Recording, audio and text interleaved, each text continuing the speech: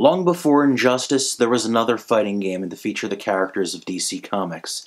That game is Justice League Task Force. Back in the mid-1990s, fighting games were insanely popular. Every company had more than a few to their credit, especially on the 16-bit consoles, and this here is just one of the many. The story behind this one is one of those cliche excuses to have the heroes fighting each other. Darkseid, the big bad guy of the game, has android clones of your fellow Justice League teammates, who you have to track down and do battle with. It's also an excuse to only have 3 villains in the game as well: Cheetah, Despero, and the ruler of Apocalypse himself, Darkseid. It seems like a lot of time in comics and cartoons they do this thing where the first half of a team-up story has the 2 heroes at odds, or even in conflict, before finally realizing who the real enemy is.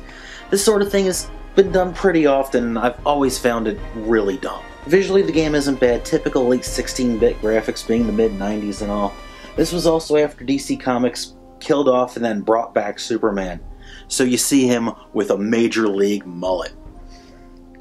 As for the sound and playability, both leave a lot to be desired. To be perfectly honest, I spent most of my gameplay spamming a ducking medium punch and winning every match. I remember renting the Super Nintendo version of this game back when it was contemporary and thinking it was kind of neat, but really there are a lot of fighting games out there, a lot of much better choices for you to make.